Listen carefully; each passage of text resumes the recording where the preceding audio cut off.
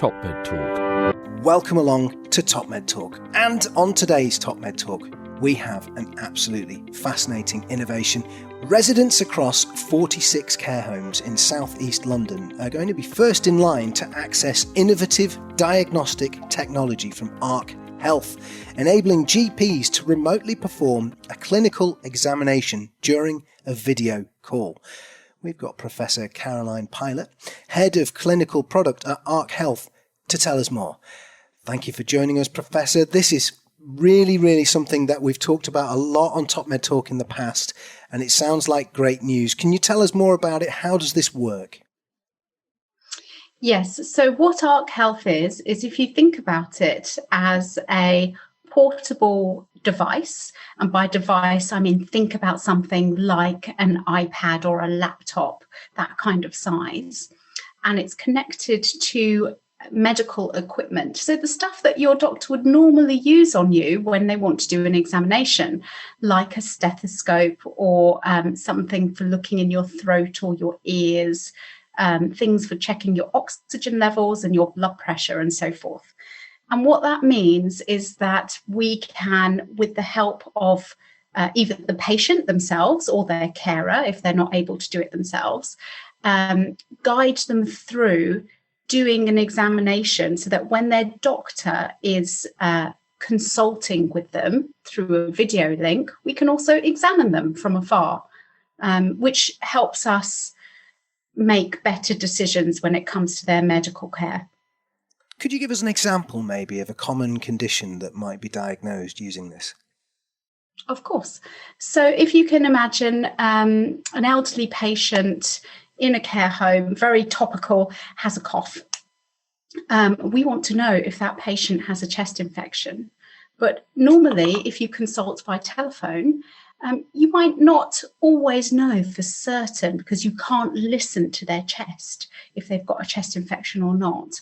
But using the stethoscope part of Arc Health, you could listen to their chest and you could correctly identify if they did indeed have a chest infection and give them the proper treatment for that. So if you think about doing that, but it's kind of a Zoom call plus, if you like, it's got the extra equipment added on, which is the patient has on their side, so that in real time, the doctor can hear what's going on in their chest or listen to their heart or look in their ear or their throat or whatever it is.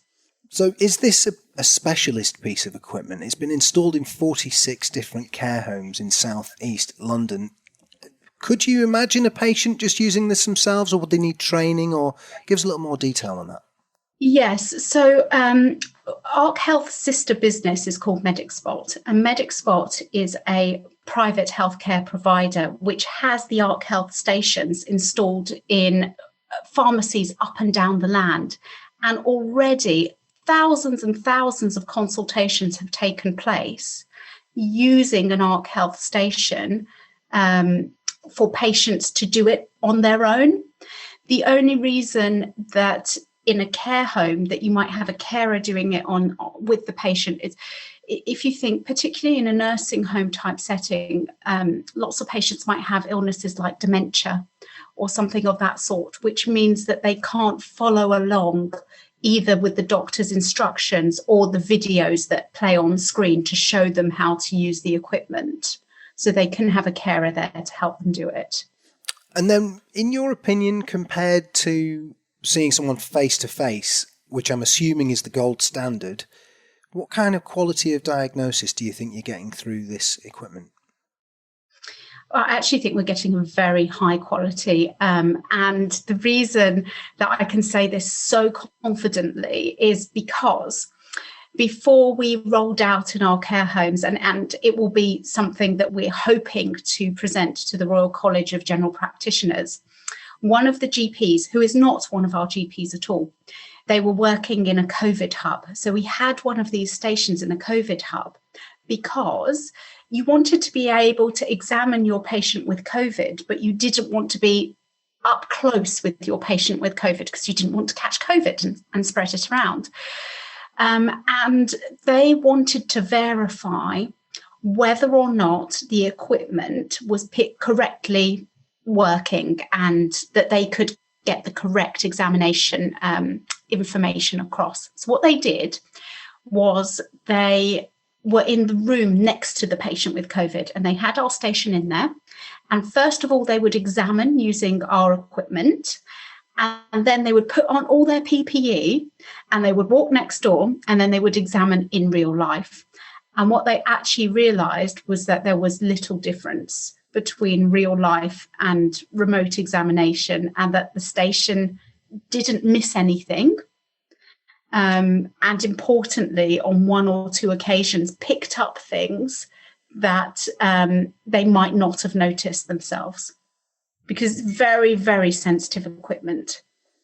Okay, this sounds really good, and it's something that's been discussed on TopMedTalk before. Do you believe this is something we should perhaps have been doing pre-pandemic? Yes, definitely. Definitely. And so when I'm not working in digital healthcare, I am a normal GP. I've been a normal GP for years and years and years. And when I am practicing in my normal GP life, face-to-face medicine, what often happens is that I'm doing my normal list of patients. I have patients to see. And then the care home will phone up reception and they'll have a sick resident, and that resident will need seeing. But the reality of my life, my working life is that I can't immediately drop everything that I'm doing, ignore my waiting room full of patients who are waiting to see me, and drive off to the care home to go and see the sick patient. I have to wait till I finish my morning or afternoon list and then go and see that care home resident. And care homes were often waiting, they tell us, something like 6 to 8 hours between them reporting the problem and them getting a GP visit. And that's through no fault of the GP whatsoever. It was just how the system was set up. Whereas now, what they can do is they can just schedule that patient on the GP's normal list, and then it's as simple as doing a Zoom call. So it doesn't really take, nobody needs to go anywhere. It doesn't take as much time, and they can get help quicker. It feels like we're at the tip of the iceberg with this kind of technology, and that it's something that's going to go a lot further. Can you see innovations in, a more sort of widespread application of this kind of technology? Absolutely. We're already working with partners in secondary care. So secondary care for non-medical people means things like hospitals, hospital-based care. So we're already working with some cardiology teams at looking at how can we get people to have care from their cardiologist, but not actually really have to go to the hospital. For example, could they go to their local pharmacy where we have stations, and then the cardiologist could listen to their heart or do a remote ECG or whatever it needs to be done? Could we stop having hospitals as a place where you have to go for care? Why can't care be everywhere? We have the digital technology to do this.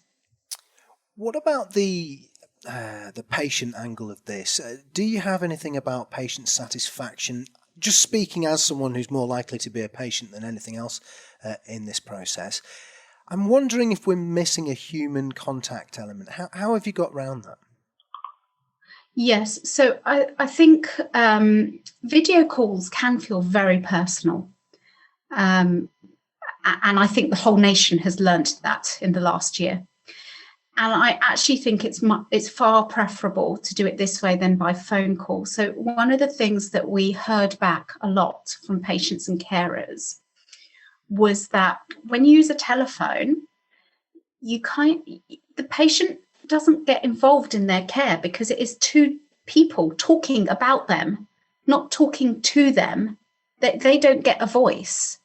But when you use a video call and you take that device to the patient, if they are able to talk and have a conversation, they can join in. It's their bodies, it's their healthcare. They should be allowed to participate. And if their families are there and they desire their families to be involved, they should be able to be involved. And then what about the financial aspect of this? I mean, on TopMedTalk, we're a global podcast with many listeners in America. There'll be cost implications to this kind of equipment. Is it expensive to maintain, expensive to get hold of, or, where are we with that? Yeah, I think the cost is coming down because technology is always progressing, and then the cost of technology falls naturally as it is. I have to say that I'm a doctor, so I couldn't tell you exactly what the financial analysis is.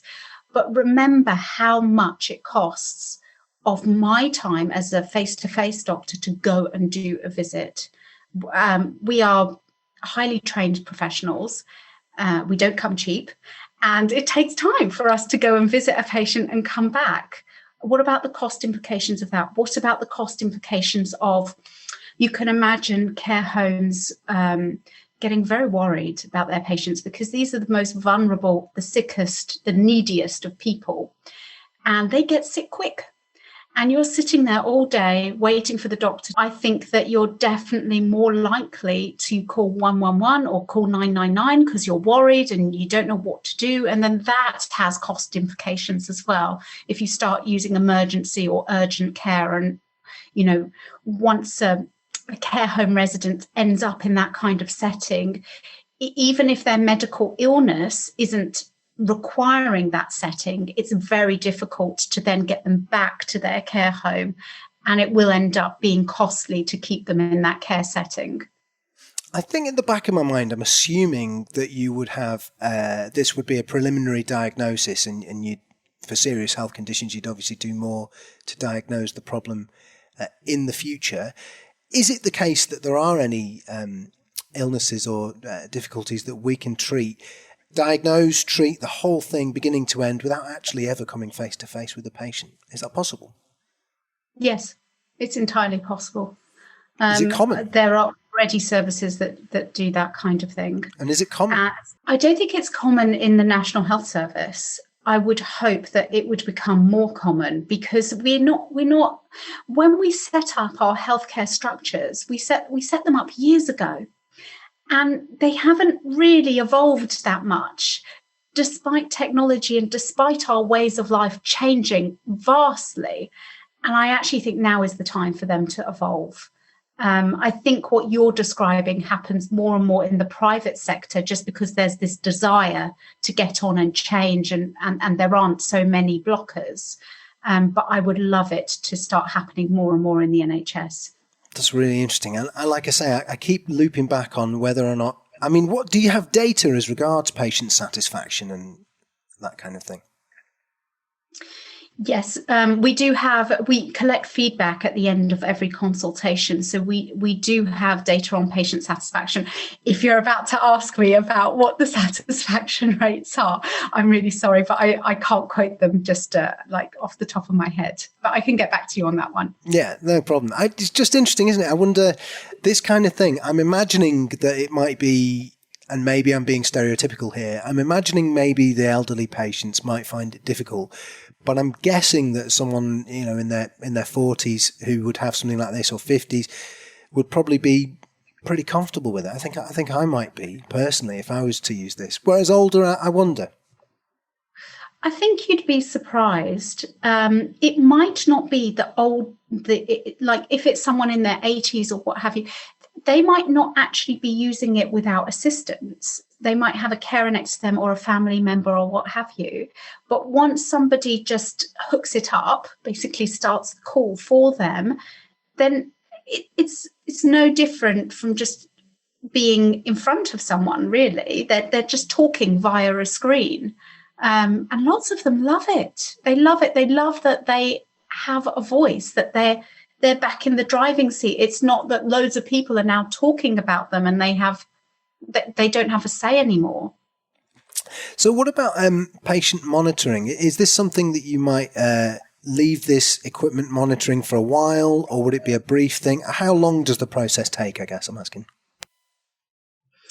So you can use this kind of thing in two different ways. The first situation is, I'm sick now. There's something wrong with me. I'm sick. I have I have some sort of infection or something else is going on. That's the first reason that you might use the equipment. The second reason is for more chronic long-term health conditions. So you can imagine people with who knows what it is, mobility problems, arthritis, diabetes, heart disease, COPD, whatever it is, they still need their routine checkups. But it not only are these people frail, their mobility might be reduced as well. So this might be a really good way of bringing their routine care to them. I mean, this is absolutely fascinating. It sounds like we've been in a time of crisis, and crisis breeds innovation. And it sounds like it's pushed something forward that should have been happening a while ago. I'm going to ask you a speculative question just because it occurs to me, Caroline, and it's something that we've talked about a little bit here on TopMedTalk. There is the possibility, perhaps, that some of this is being done by, or perhaps already being done by, an AI, an artificial intelligence, or some form of machine learning. Is that the case? And do you see that being more likely in the future? That, in other words, you may not need to see the doctor, but instead you'll see the AI doctor? I think it's definitely in the pipeline and people are investigating it. It's something we're investigating ourselves. But I haven't seen it. I haven't seen it successfully work yet in this kind of setting. It would be very interesting to see what comes of that. Because I'm imagining, you've got your stethoscope on the go, maybe an AI listening to that and giving you its thoughts on it. Perhaps, I don't know. Am I in sci-fi world? No, I think that might be very accurate. I think AI has a place, but I also think in this particular aspect that we're talking about, care homes, these people with complex needs, not just complex medical needs, complex social needs, human needs. So I think although AI might be at a place pretty soon to take account of the pure information, the pure data, I don't know if it would be in a place soon to take consideration the human aspect. Yeah, I imagine it. And again, this is just me thinking out loud here, but it may be a little bit like an aeroplane pilot who has, monitoring and so on, that also not just monitoring, but advice attached to it. And a lot of the AI that we've seen here at TopMedTalk is that it gives you a guideline, gives you a little bit of help, but it's not in charge, if you see what I mean. Yeah, so that kind of decision support, definitely, 100% yes. I think that will come very shortly. So as regards this particular technology in the future here in the United Kingdom, obviously it's being rolled out in the care homes that we've mentioned. Where next for it?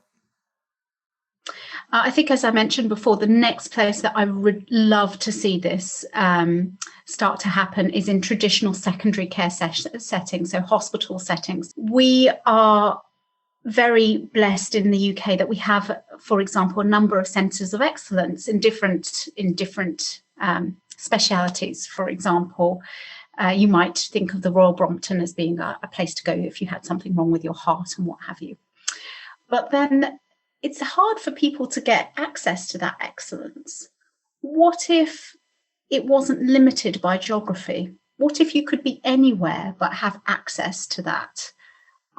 Or you can imagine it for something else. You're suffering from cancer or something of that sort, but your cancer centre is quite far away, and maybe you're on chemotherapy or whatever it is. That journey then becomes very difficult. So I think it will open up the doors so that people can get access to that kind of care without being dependent on where they're located.